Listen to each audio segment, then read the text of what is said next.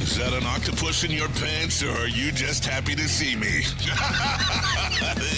See what I did there? Go Red Wings! From Octopi Experts Woodward Sports. Wah, wah. Welcome to Woodward Wings. I am Justin Satawa. I'm joined by Spencer Raxter, and what was looking like a very promising showing for the Red Wings in the first period did not end that way as they concede two third period goals to tie the game and then lose in overtime on a power play, which after how many missed calls were in that game was a questionable one to hand them, even though it was on a breakaway. But Spenmo, what are your initial thoughts? That one hurts. In my Yeah,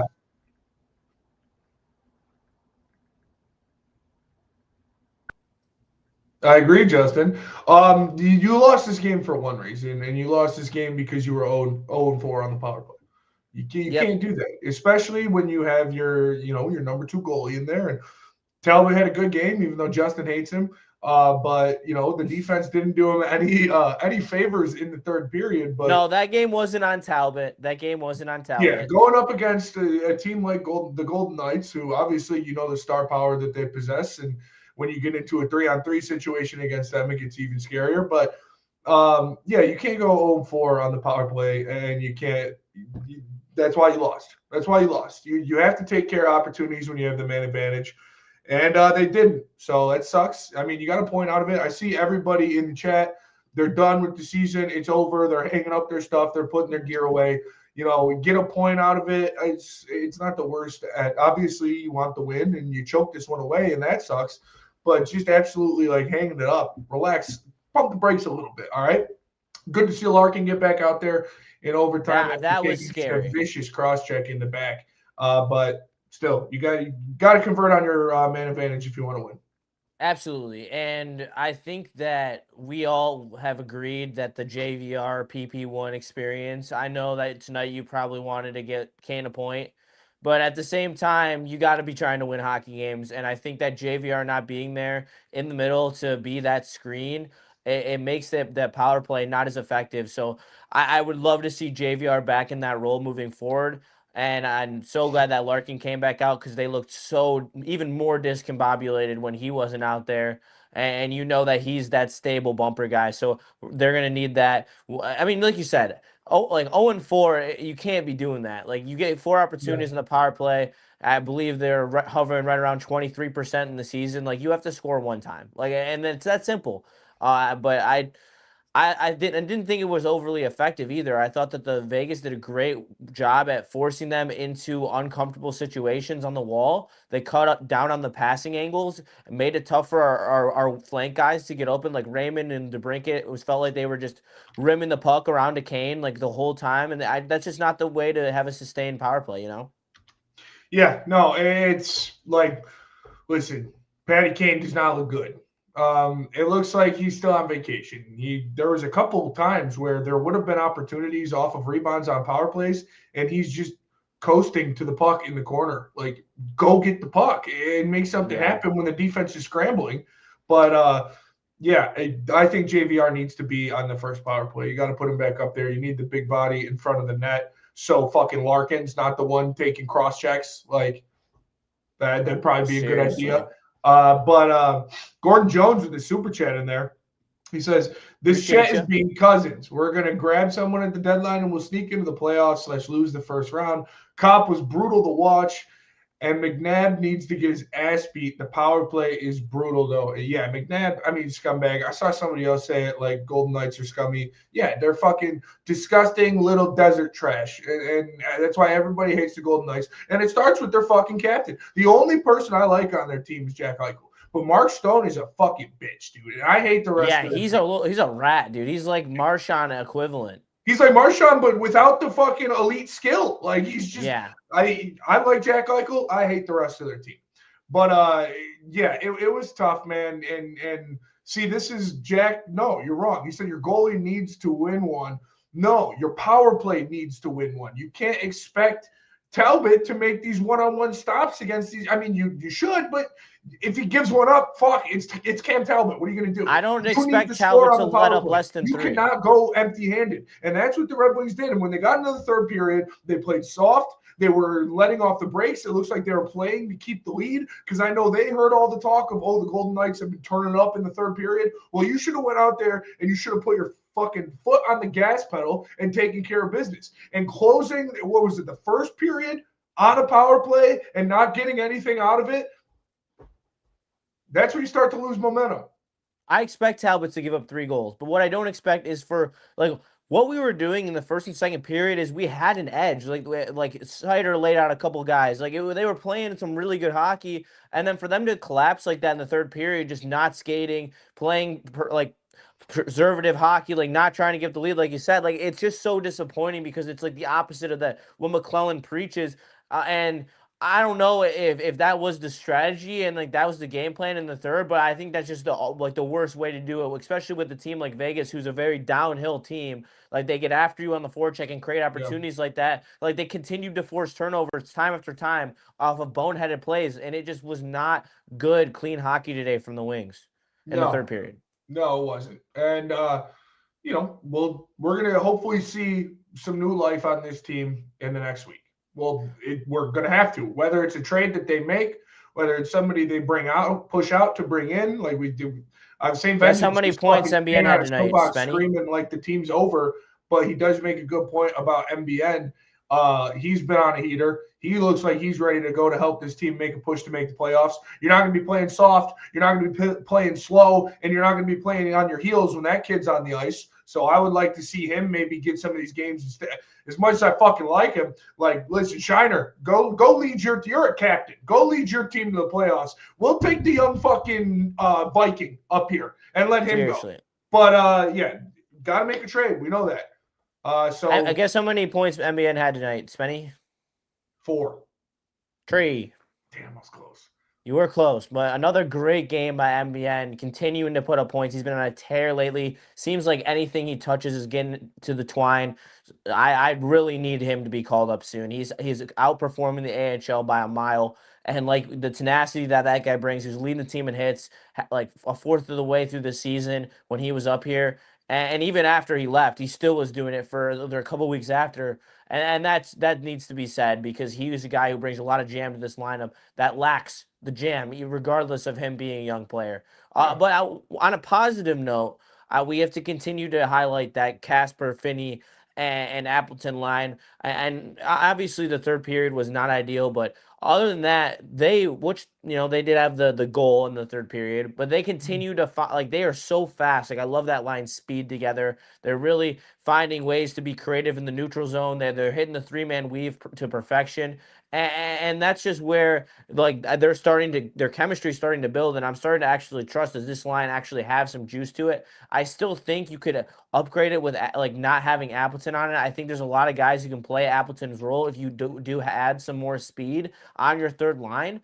But does MBN fit there?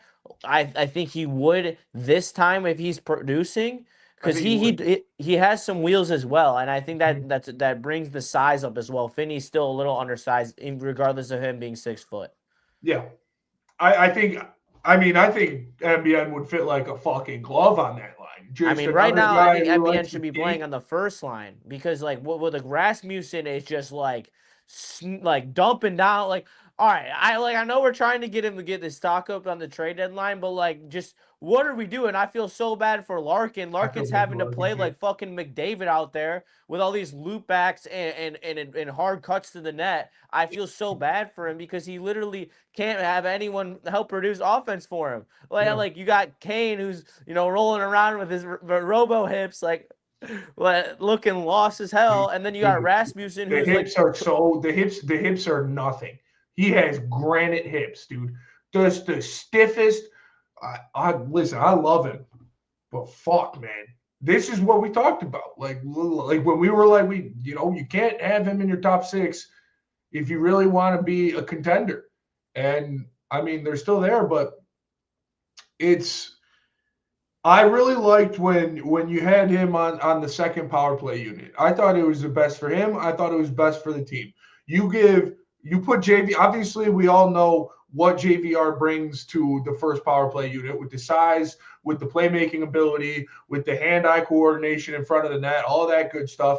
But I thought giving Patrick Kane the last fucking 35 seconds of a power play, I thought that's how you use him best as well. You don't put him out there for a minute and a half where he's just going to stand in the same spot waiting for something to happen in front of him. You give him the last 30 seconds and you say, take the puck, get in the zone, and make something happen. And that's what I think we need to get back to with the power plays. Yeah, I agree. Dude, Same Vengeance is crashing out in the Yeah, chat. he's crashing out. It's crazy. And that's a good team over there. But one thing I do want to bring up is it's slightly off topic, but it's about the game. But remember when all summer when we were like, oh, we need to sign Mitch Marner, like Mitch Marner would be such a great addition to this team, and the comments that we continuously saw was that he was a PP merchant and he didn't play defense, and he made elite defensive plays today and scored multiple times 5-on-5. I'm just saying, guys, when you can acquire talent like that, you got to acquire the talent. We're going to get into that later in the show because we're going to have to talk about some of these trades that are happening and spicing up the Atlantic because the Wings, the old adage, Spenny. Buffalo.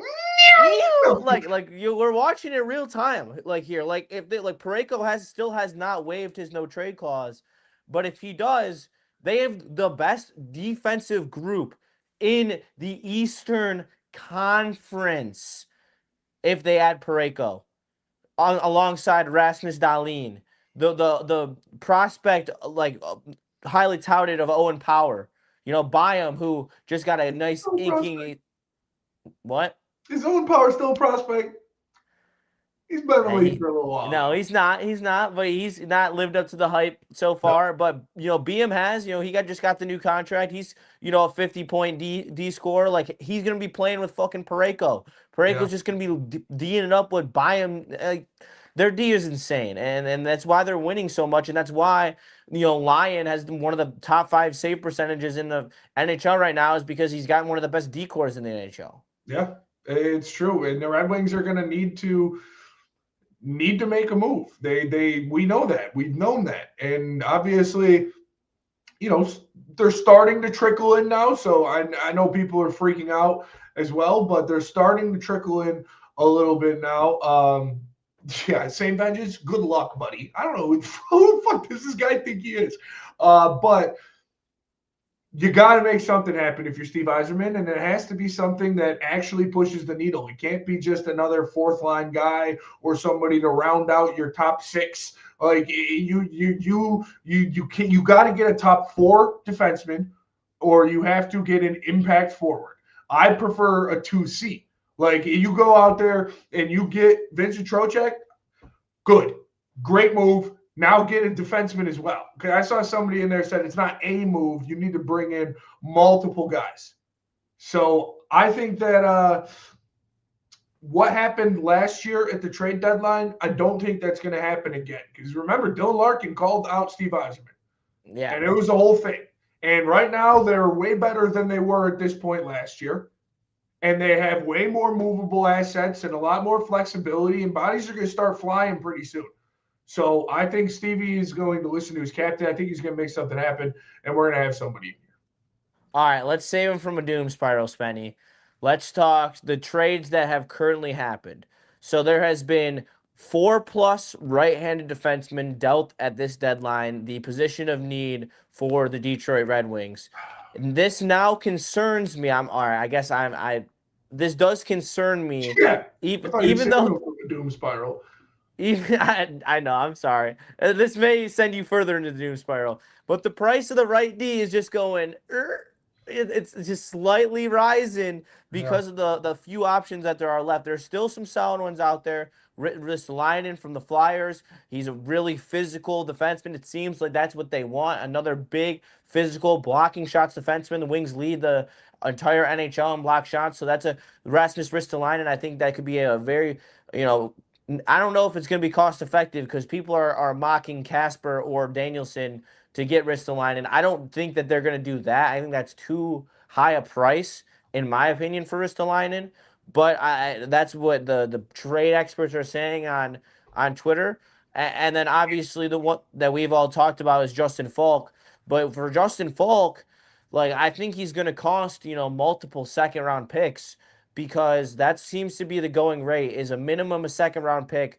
And Justin Falk is a pretty high caliber player with at least another year on his deal, and he's got I believe over 40 points as a defenseman this year, and that's some guy who's going to be an impact player. I'm thinking that's going to be a solid prospect and 2 seconds. So it's going to be a risky, maneuver, but he's a guy who can really shore up this blue line and bring up the 5-on-5 scoring. Great puck moving defenseman, always has been, and that's what I would love to add to this team. And I think that's going to be the point of focus is either Ristolainen or Falk. I mean, we know Steve Yzerman's motto though. He's not going to overpay. He has his line in the sand, and he will not go over that. So if he doesn't see that these trades are fit, he'd rather just keep. And I know this is not what you want to hear, but he's just going to keep moving forward. The roster he has, he's going to hope that he can bring up, MBN, and MBN can make a difference, or whoever that he decides to.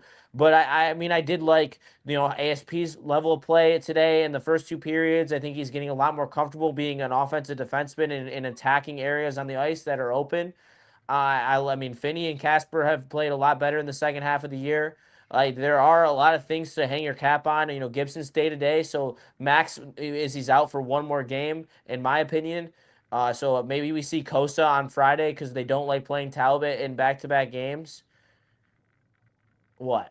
You're not seeing Costa on Friday, and there's no excuses that you can make, or there's no justifications if this team doesn't go out there and get somebody of substance at the trade deadline. And like you said, I didn't see the Mackenzie Weegar trade. Yeah, that kind of. That was a haul. Olimata. Yeah, Olimata. Second rounders. Yeah, 3 seconds and Castanga. That's All right. Well, hopefully Steve Yzerman's on the phone right now. Justin Falk, I think, has to happen. Larkin's fine. He came back out for overtime. Played 2 shifts in overtime. Do you think right D is the only thing that they need? Because I don't. No, I think they need a forward too, and I think don't know. Because if Dylan Larkin goes down, I mean not goes down, but like that, like he has to go, get a new skater. He's got to fucking go. They do need a 2C, man. You got Andrew Copp out there taking faceoffs in overtime? Are you fucking kidding me? Well, that's what I'm talking about. I mean, I know the price is high for Robert Thomas, but we're talking about if you trade Casper, Danielson, 2 first-rounders, and one other like a Rasmussen or a Comfort, like a throw-in player. Is that are you willing to risk 2 first-rounders in order for Nate Danielson and those 2 guys to equate to an 80-point per game player who wins over 52% of his faceoffs? Yeah, I would do it. I mean, what was it would be Danielson or Casper, 2 first-rounders, and probably Rasmussen or 2 first-rounders and Danielson? Yeah. What's that projection off? Based off what? Based off the reports that why Buffalo wouldn't get him is because they wouldn't give up their number 1 prospect. Man, well, I don't. That's a lot. It is a lot. That's a lot. I think you can get Vinny Trocheck for a lot cheaper than that. I agree. And he fits the window more of you'll get, some years where you can rely on him as the 2C, and then as he starts to fall off, hopefully Danielson is ascending into that 2C spot.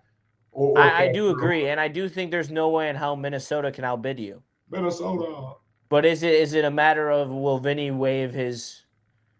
I think he will. I think he will, and I think that's because Dylan Larkin. Fair. Honestly, any guy that was on Team USA, if they're going to be go play with Larks in Detroit, yeah. I think so. I think that the splash move, though, if there is one, will be an off-season thing. It seems like the price to I don't think they're going to get Robert Thomas. I don't think they're going to give up that much. Could you see Steve Yzerman giving up Danielson and 2 first-round picks? I couldn't. No, I can't, and that's why I'm And I don't more really leaning blame that him. I think there'll be like a solid move that's maybe like a guy with like 2 years on his term, just like a right-handed defenseman that kind of fills the need, and then possibly a depth scorer. I'm honestly thinking it's going to be like a third line scorer. I don't even think it's going to be at level of a second line scorer, but they're going to play him in the first line scoring role. And then I think that in the offseason, they're going to make a heavy pursuit after Jason Robertson, and they're going to be more active in the trade market because like we saw last I year. I think mean, yeah, I think you Rolo you or Quinn is gonna be I the mean, trade I component remember for last year I Oilers. was like we should trade for Zegras and that package was nothing. And like I know he's small, but like still he scores like he's got over 20 goals this year. Like that's the stuff you need. Like you need like imagine if Zegras was playing on the power play instead of Kane. Like come on, man.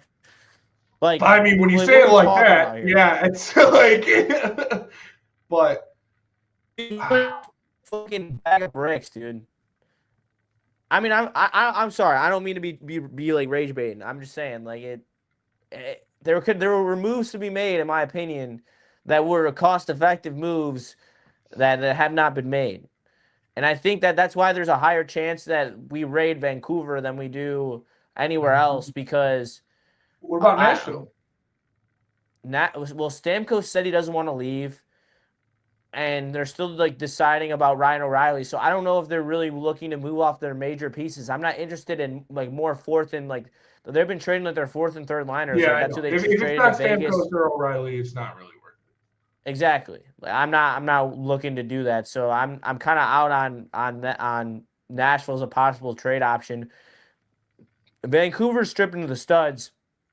I mean, guys like Garland and like DeBrusque, like those are depth forwards that could, be a solid, fill in on the first or second line for us. Like it. I I'd like much that. rather have them out there than any current option on the wings.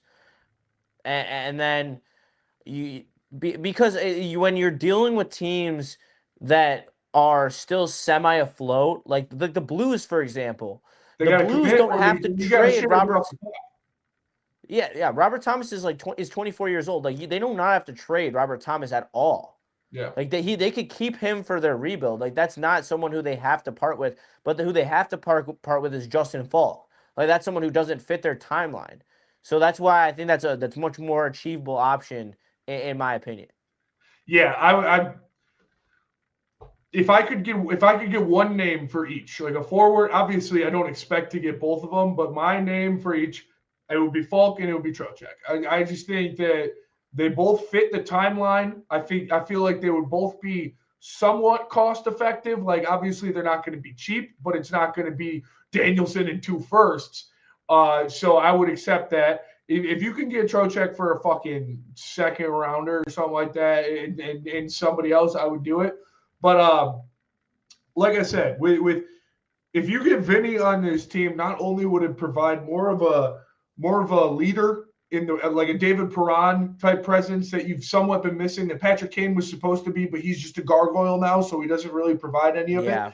But if you get him, and then like I said, immediately maybe the best face-off guy on your team, definitely the second best. And when he gets older, as his contract continues to play out, which is extremely team friendly, he can, with him as your 3C instead of JT Confer, who he Yeah. could still win. He's still going to be able to win faceoffs. Like that doesn't I go like the away. Trocheck plan a lot. I I think really it makes do. so much sense. And shout out to Gordon Jones with the super chat. Says shout out to super hot better mates. Facts. Love some super hot better mates. Also, Vengeance, stop spamming Alex Tuck. We're not trading for Alex Tuck. He's a 1 year rental, and Steve Eisner has already proven he doesn't trade for 1 year rentals. What Yeah, do we need to? he's gonna go to fucking Edmonton, or I think he's he's gonna going go to to stay in Buffalo. I think that they're going to use him to go in the playoff run. If he doesn't want to resign, they're going to let him go. You think Buffalo's gonna go in? Like, are they gonna make another move? I don't think so. I think they wanted Robert Thomas, and they were probably trying to deal for Thomas and Parayko in the same deal, to be completely honest. Yeah. So I would like Trocheck, I would like Falk, and then you gotta make moves, or you gotta make room to bring up MBN. He's gotta be on this team in the stretch run. He's playing too well. He is too physical. He's too good of a skater. He would be too good on a power play unit on this team with the way he's shooting the puck right now. I think you It got feels like the to. fourth line isn't even playing right now. Like it feels like they're not even getting minutes. Yeah. Is Yeah, that fair? I didn't see JVR on the ice like at all. No. Didn't see JVR. Confer barely played. They got to be doing. He's got to be shopping. It's got to be like an active deal right now because the lack of JVR in that game, I think he's trying to keep some of his line mates healthy because they're going to be ancillary pieces in a trade. And he doesn't want. I don't know. Maybe I'm just looking too far into it, but you're right. I didn't see JVR on ice. Let me see. Let me check his ice time because I bet it's under. I'm using my phone for the thing, so I can't look anything up. Yeah, I got it right here. Because I didn't see them at all. I know JVR he played. 939. Shine was 803. I mean, Shine sucks, dude. Why is Shine even in the lineup? I don't know. And I don't know if Soda still is a two-way on his deal, but he should be sent down. Soda, if he's just being scratched. Why are they just killing him with DMPs? Was he playing that bad? Like I don't know. HSP got more ice time than JVR. Lol. Yeah, barely. Hey, at least it's not like 8 minutes how it used to be. All right, it's slowly upticking. He's getting more minutes. He's closing in on double digits. But yeah, I think number one, you got to put James Van Riemsdyk back on the first power play unit. You need a big body out there, and you need a big body out there. Desperately. And he should be taking, all due respect to a legend. He's a legend. I can say that. To a legend in JVR. You're the one that's got to be taking those cross checks in the back and not Dylan Larkin. Yeah. Because if you have Dylan Larkin out there for the opening faceoff of overtime, maybe you win that game because he probably wins the faceoff. But whatever. Just got to commit on a power play unit. And I think it's one with JVR in it because you can't go 0 for 4 and expect to win a game, especially when you got Talbot in net. Got to make moves at the dead. I would say a move to really be like, okay, you're good. You'll make the playoffs. But if you want to win a playoff series, you need to make 2 moves. Yeah, and you got to bring up NBN. I absolutely agree. When the fuck do we get a fucking Macklin Celebrini or Schaefer or a fucking Bedard I guess we got Raymond Insider, but you know how cool it would be? You know how cool it would be to get a fucking 18-year-old that comes in here and immediately scores fucking 70 points?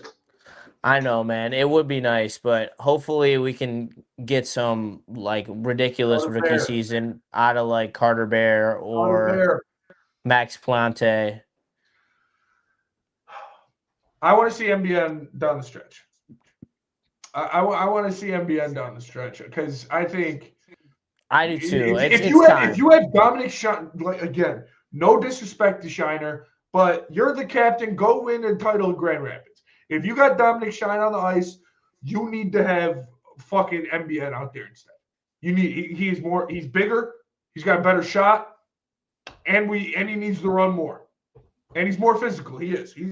Shine's pretty physical too, but he can only do so much. He's just not as gifted. He isn't. And we know that, and that's why I don't know why we wouldn't rather have the kid up here. Yeah. But again, maybe it's because we're so close to the deadline and he doesn't know who's going to be on this. Maybe Soda's getting dangled. Maybe one of these guys is getting dangled, and he doesn't want to put him on the ice because, God forbid, if someone wants Soda, fucking take him. Cross-check right to the small of their back, and nothing gets called on it. Yeah, I just that was a very brutal loss, man. Being up by 2 and just sitting back on the heels and they were in their own heads. You knew this is what Vegas has done since the break. They get down by fucking 4, and then in the third period, boom, 4 check, attack, yeah. big bodies, Marner, Eichel, and they score fucking 12 goals. Like it's what happened the past 3 games for them. So you should have playing on a expected it. back-to-back You too. should have countered it with your own aggression, but instead they sat on their heels and they got killed by 2 of the best players in the league.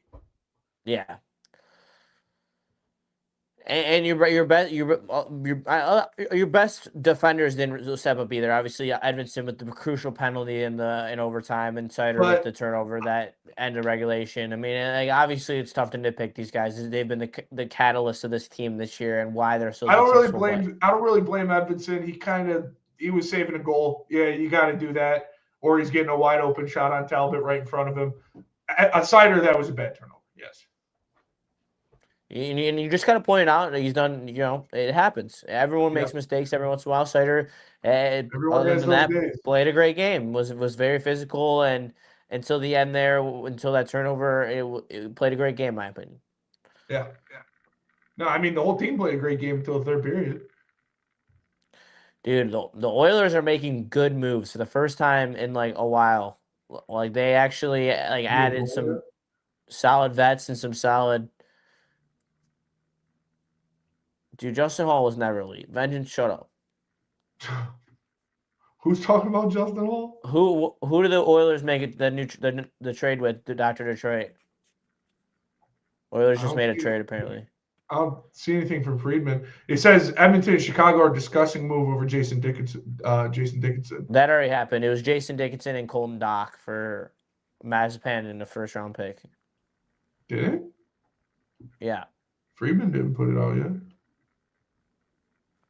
That one was published a while ago. They talked about that one on the broadcast, too. Oh.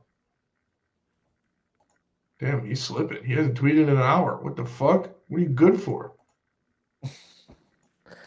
Dude, Darren Drager's supposed to be the fucking Woj money.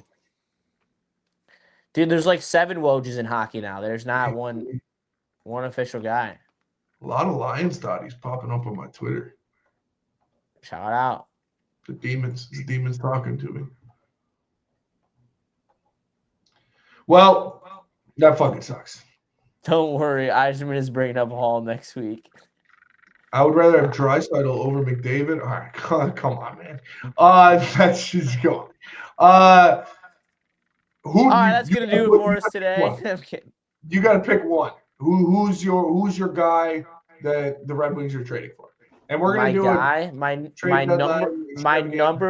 number one guy. Number one guy at this point. I'm gonna go Justin Falk. I think the defense is more important than the offense. Yeah. I think Justin Falk plus MBN is a better combination than MBN plus another forward.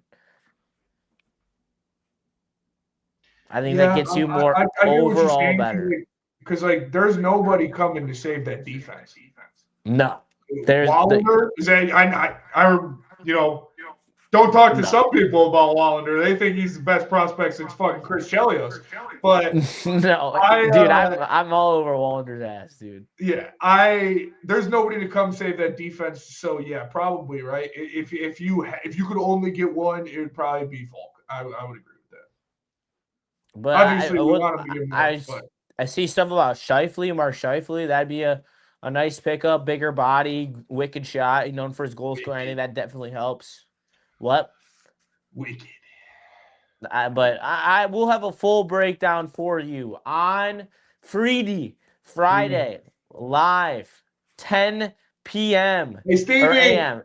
Hey, Stevie. Tick. You got fucking 50 hours.